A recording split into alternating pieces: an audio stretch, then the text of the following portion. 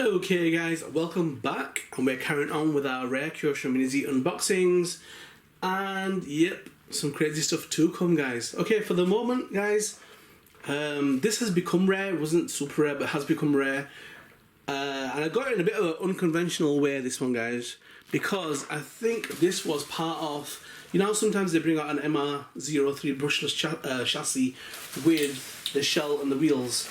I think this is what this is, because I saw a seller in Europe selling these and there was no chassis with it, but I'll show you guys. So this is the 50th anniversary version guys of the 8086 or Subaru DBZ.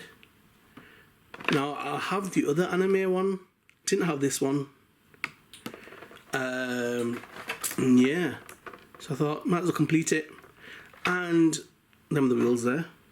Alright, so this is obviously part of a set that it came with, but yeah, so that's completed my 50th anniversary collection. That was the only one I didn't have, so yep, I'll probably make a video of them. Oh, there's one more. That's going to come in this unboxing series, yeah. There's one left apart from this one. You'll see that coming up pretty soon. Okay, so yep. So there's no display, dummy chassis and like proper case, and it's because it was just sold as a set, I think, and then they sold it individually. But you know what? I wasn't really that bothered. It was half the price, so I'm not fussed. I've got loads of cases and loads of chassis. No skin off my nose. So I wasn't really too fussed about that. You can always put it onto another car. Righty, okay.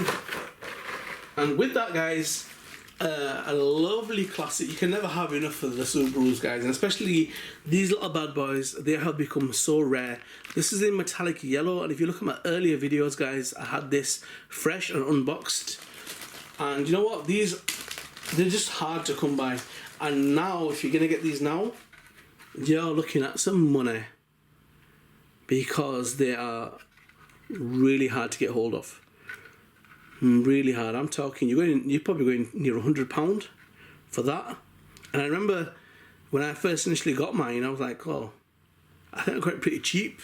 They were actually going on sale because I don't think they sold that well in the UK. But you know, I thought, what the flip's going on with that bonnet? But it's actually kind of grown on me, and it's got its own little charm. But you look at a lot of the drifting vids guys, and that's what they're using.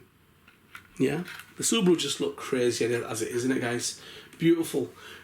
And when I originally unboxed my new version, I didn't have my display stand. It never actually got any airtime, so it'd be nice to see that getting a bit of a twirl. Okay, right guys, check them out on the display stand, and there's a contrast between that yellow and that yellow. That's definitely metallic, and that one, it says it's metallic, but that Fair Lady doesn't look all that metallic. But yeah, cool. So guys, yep, check them out on the stand, get subscribed, get notified, and be ready for the next vid guys. There's some cool, crazy stuff to come. Okay, check it out on the next one. Okay guys, and here we've got the Kyosho JKB86 Kyosho 50th Anniversary Special Edition. So obviously it's made by Toyota. This is the model 86. Livery is Kyosho JKB. The driver is Nanami Sakamoto from Japan. This is first produced in January 2014, and it's rare. So this is a limited edition, and only 1,800 pieces were made. Okay, and this is obviously part of the 50th anniversary collection. The wheelbase guys is 94mm, and it's at L, and the chassis was MR03 narrow with the rear motor mount. The front are 1.5 narrow, and the rears are minus 0.7 wide.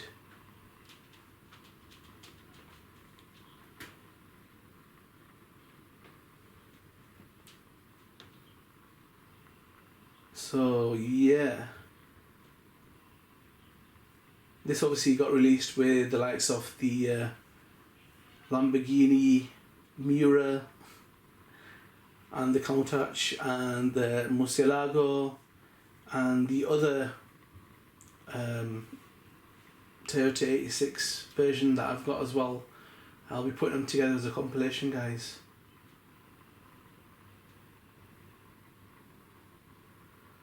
So the Toyota 86 is a sports coupe developed jointly by Japanese automobile manufacturers Toyota and its affiliate Subaru.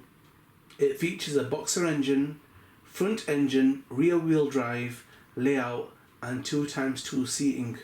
Okay. The 86 is sold under 3 different brands associated with its creators, Toyota and Subaru. That's why I was confused, you know, guys. I was like, this is a Toyota 86, it's also BRZ. Right, okay, now I get this.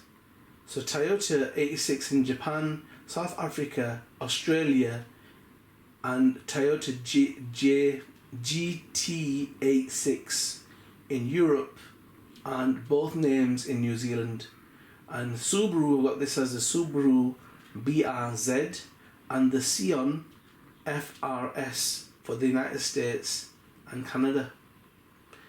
That had always, because that was the first one that I bought in black, was the BRZ, right? As a Subaru, and I was thinking, this looks exactly the same as the 86. Why is it? And that's made it pretty clear, guys, that they're an affiliate, right? Okay. So as we know, guys, if you've heard it before, the 86 is pronounced 86 or Hachiroku, and it's more commonly pronounced as 86. And this basically refers to the AE86, right, which is a popular and well-regarded series of rear-wheel drive sports coupes and hatchbacks sold as Toyota Sprinter, Trueno and Toyota Corolla Levine from 1983 to 1987. So the Toyota 86 has been named as a spiritual successor of the original AE86 during the press release of the 86.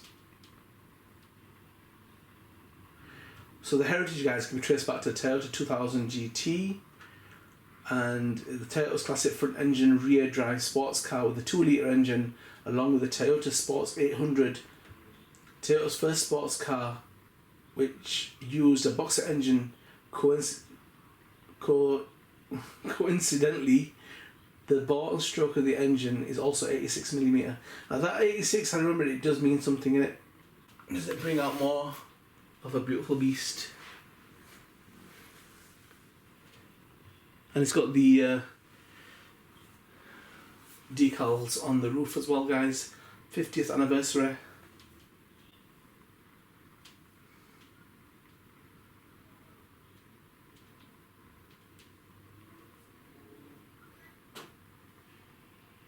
So there's a sister model to this that was made as a Subaru Source naturally aspirated 2-litre flat 4 boxer gasoline engine. It had 197 horsepower and it included the D4S direct injection system from Toyota, and the models were offered with 2 6-speed transmissions, a manual and an automatic with paddle shifters. And the weight of the 86 is 1,180 to 1,250 kilograms, depending on the specification and equipment. Right, any details, any specs? No, I don't think so. Nope. So yeah, I mean, the wheels that come with it, guys, they're okay, they're not amazing. You know, nothing to write home about. I would have preferred deep dish, you know me, but I think it looked pretty cool with some alloy wheels with the deep dish offset. I think it looked pretty cool with them. Right, okay. Now, guys, check out the other cars that are to come. There's some crazy stuff in this collection you don't want to miss out, guys. Get yourself subscribed, get notified, and check out the next little beast on that display. Okay, guys, and here we've got our mad drifter, the Subaru Impreza, and I do believe it's the WRX STI 2006 version, but it looks the same as that from the front. So this has become kind of rare. When I got into Mini Z's, it wasn't, but it has. And this is probably the only yellow that I've come across that actually looks kind of metallic-ish. The rest of them don't. So yep, it's got a 90mm M wheelbase, and it's a rear motor mount chassis that fits the car. It was made for the MR01 initially, but it's one of them that fits the MR01, but also the all-wheel drive MA020 as well. So the all-wheel drive cars will fit as well. And you can tell normally because the offset on the wheels are 0 front and back, and they usually have narrow wheels in the front and the back like this does.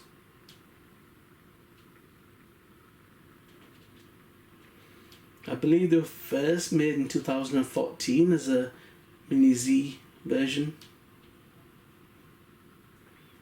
So the Impreza basically is a compact automobile that has been manufactured since 1992 by Subaru, and the Subaru introduced the Impreza as a replacement for the Leon, with the Leon's EA series engines replaced by the newer EG series versions.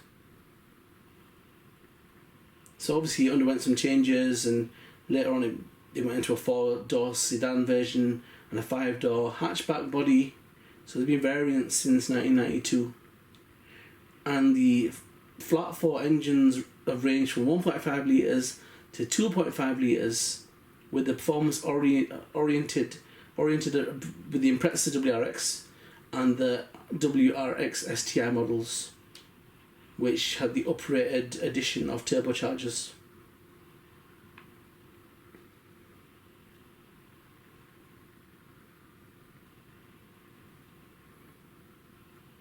So yeah, it's undergone a lot of changes, and initially they offered this as a front and all-wheel drive version of the Impreza. And this car actually did really well in America. Just with the Mitsubishi Lancer, the original thing was to sell them in Japan, but the overseas market was crying out for these cars.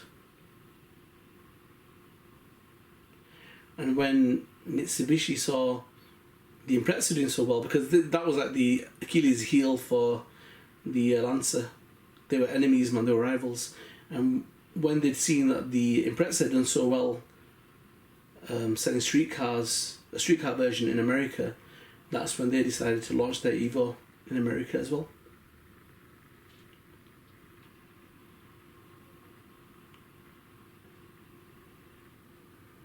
So the WRX models featured a 2-litre turbocharged boxer engine until 2005, after which they switched to a 2.5-litre turbocharged engine. I mean, the handling on Imprezas were just amazing, man.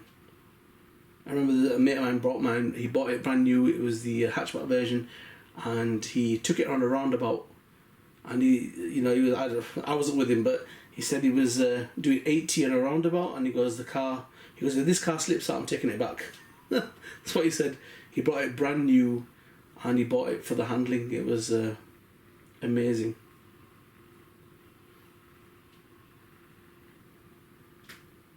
So this was the car that basically smashed it in its debut race in 1993 in the 1000 Lakes Rally. It won. It took the podium and it won. What an achievement.